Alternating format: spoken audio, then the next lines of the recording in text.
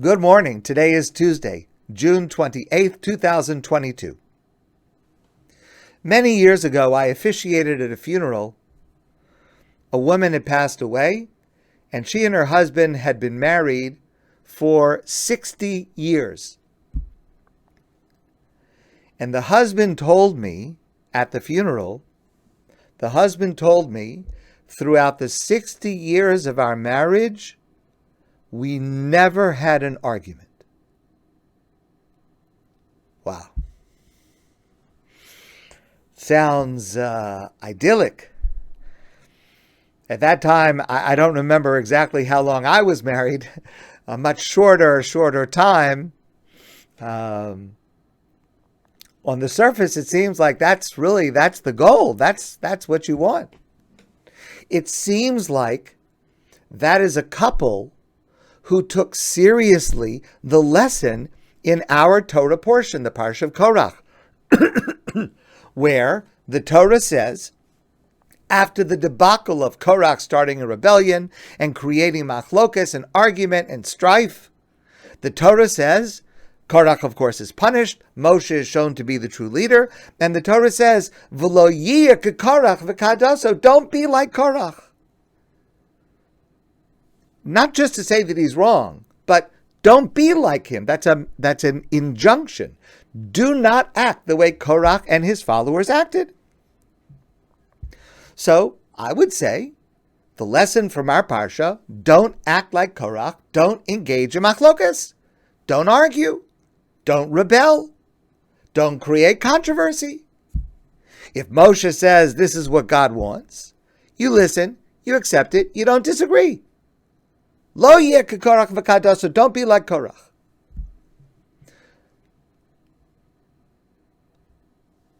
Lo yeh keKorach v'kadaso, don't be like Korach, don't create machlokas. This couple that I mentioned to you, they seem to be doing it right. But that is not correct. Because our sages reject that simplistic understanding of the lesson that we are to learn from the downfall of Korach in this week's Parsha. And they instruct us that there is a different lesson that we are to learn. And we are taught this in Pirkei Avos. Famous passage in Pirkei Avos, Ethics of the Fathers, Chapter 5, paragraph 21, Kol machlokas shehi l'shem shemayim, any argument that is for the sake of heaven, sofa lizkayim, in the end it will endure. What does that mean? We'll have to see. U'she'einu l'shem shemayim, ein sofa lizkayim, and if the argument is not for the sake of heaven, it will not endure.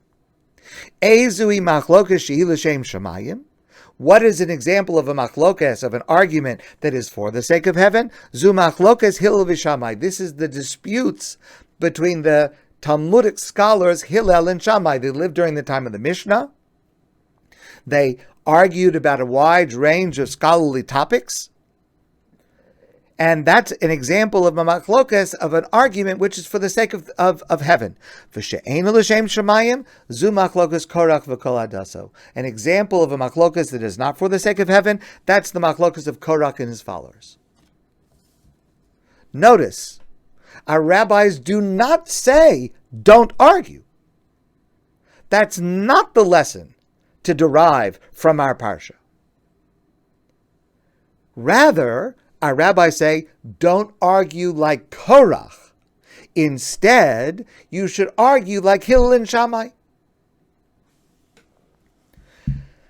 Now, you might be tempted to understand that what the rabbis are teaching us is Hillel and Shammai, they were scholars.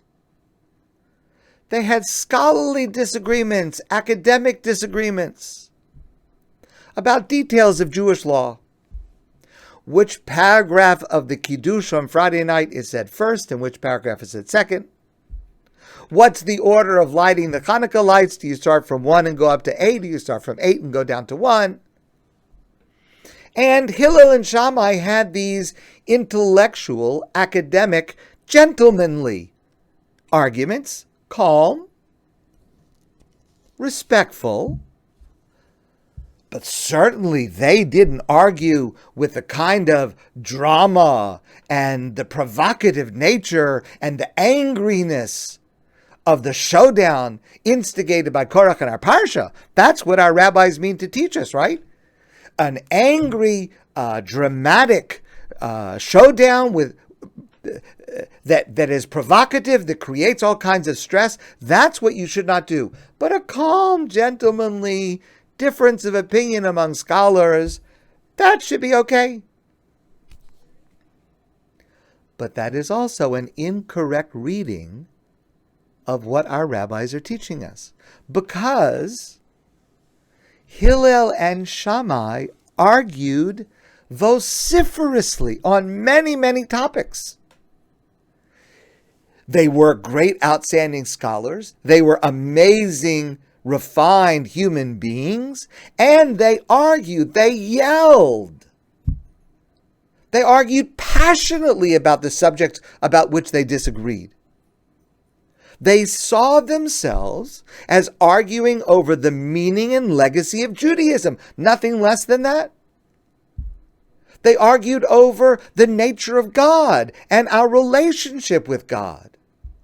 They argued over the very meaning of life. And sometimes, the Talmud records, they argued for years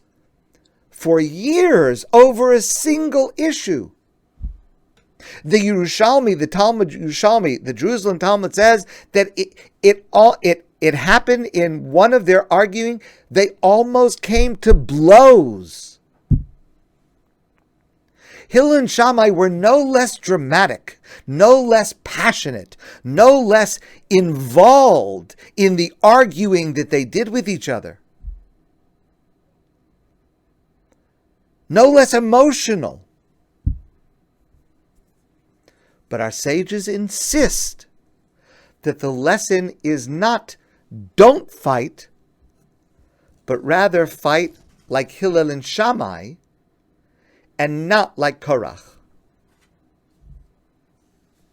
Well, if the difference between them is not in the tenor or the loudness of their arguing or the passion of their arguing, what's the difference?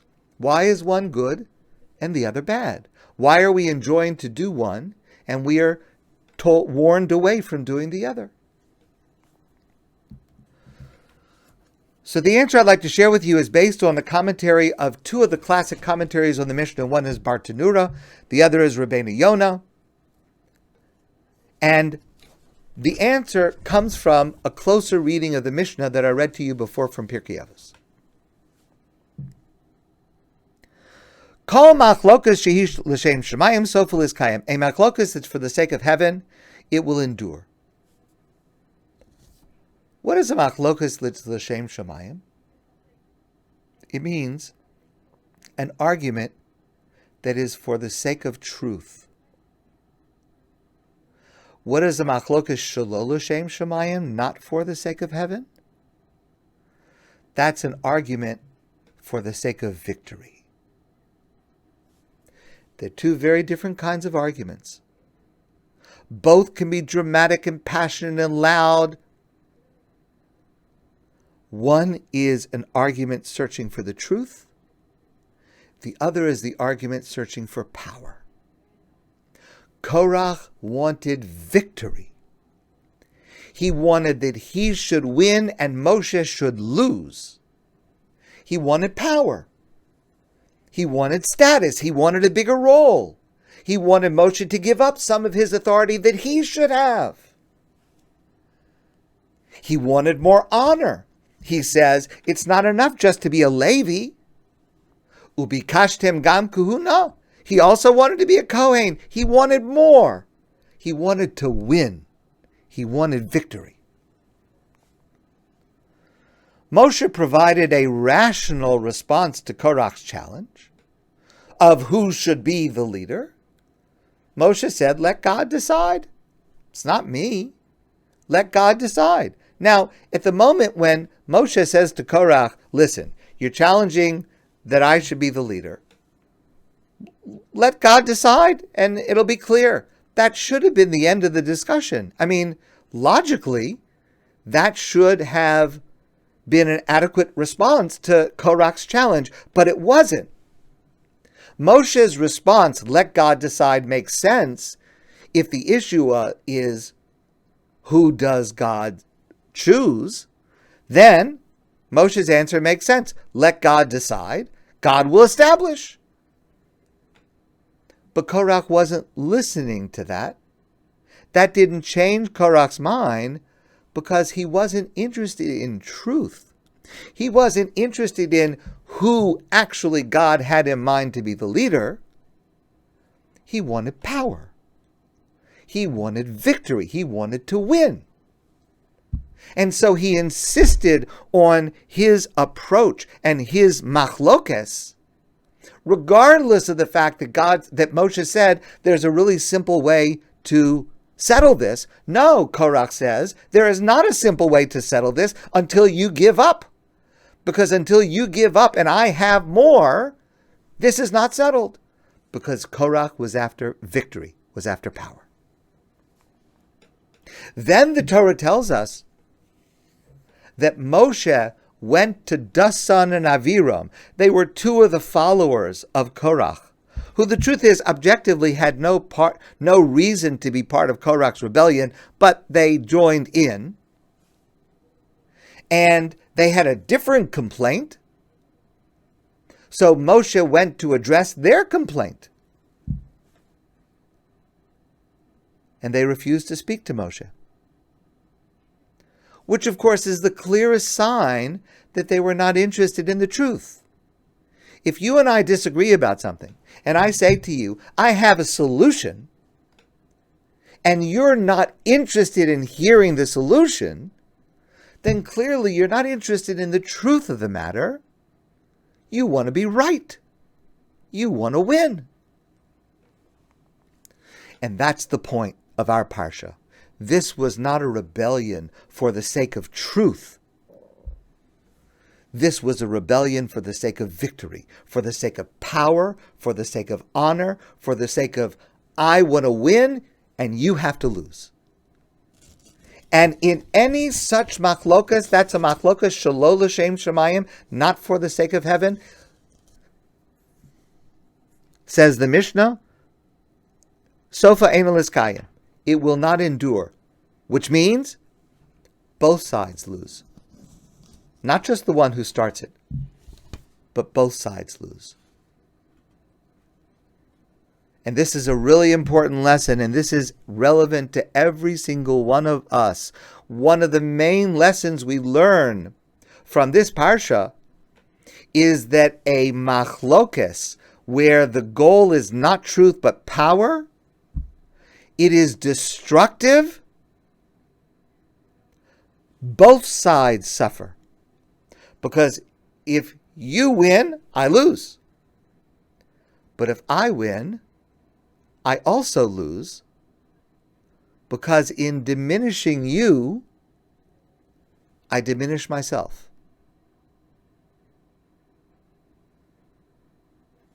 Just about all of politics could be consumed in that one sentence. And it's really true. If the way that I win is by diminishing you, I diminish myself. And we see this clearly in our parsha, where Moshe is right. I've said this before. Never in the history of humankind has anyone been more right in an argument than Moshe against Korach. Because God himself says Moshe is right. God brings a miracle to say Moshe is right. No one of us will ever get, has ever gotten so far, God himself to say, no, you're right and the other guy's wrong. So Moshe was right. And just as clearly, Moshe's leadership suffers as a result of Korach's rebellion. The Moshe we see at the end of this parsha is himself diminished. And that process continues through the rest of the book of Bamidbar. Because in having to be victorious over Korach, Moshe's leadership is diminished. And the opposite is true for an argument for the sake of truth. Because if I win the argument, I win. But if I lose, I also win. Because being defeated by the truth is the only form of defeat that is a victory. Because I want the truth. So if I want the truth, and I don't just want to be victorious, so if I'm right, I win. If you're right, I also win because now I know the truth. I wasn't looking to be right. I want to know the truth. How were Hillel and Shammai different? Their arguments were for the sake of truth, not for the sake of victory. No less passionate, no less vociferous, no less loud or emotional, but for the sake of truth. The Talmud shows this in an amazing manner. In general, we have many, many disputes between Hillel and Shammai, and then we have many more disputes between Beis Hillel and Beis Shammai, the Academy of Hillel and the Academy of Shammai. In general, with a few exceptions, Jewish law follows the opinion of Hillel. Why? There are two great scholars. Why choose one to be the normative opinion against the other? Says the Talmud. The halacha is like Hillel and Beis Hillel because they studied not only their own rulings, but also those of Beis Shammai, the Academy of Shammai, and because they taught the words of Beis Shammai before their own. So when Hillel was discussing a subject, the first thing he would say is, this is what Shammai says, but my opinion is different. What's indicated by that? What's indicated by that is that their argument is a search for truth, not for victory. That's why they listened to the views of their opponents first and taught the view that opposes them first, and then went on to rebut it or respond to it, because they wanted to know the truth. And throughout the Mishnah and the Talmud, Rabbi Yehuda HaNasi, when he wrote the Mishnah, respected the character of Hillel and Beis Hillel. And when he wrote the Mishnah, when he edited the Mishnah, he always wrote the opinion of Beis Shammai first and then the opinion of Beis Hillel, in order to remind us that that is how Hillel himself used to act. Because they were seeking truth, all of them, they were seeking truth. I've shared with you before the statement of the Chazon Ish, Rabbi Avram Karelitz, from Bnei Brak, who wrote in a letter, you can disagree with my opinion, but only if you have stated my opinion first to my satisfaction. And that's such an important point. Sometimes, very often, a person will assert someone else's opinion, but in an inaccurate form, in order to more easily argue against it. But to state the other person's opinion to their satisfaction, yes, that is my opinion.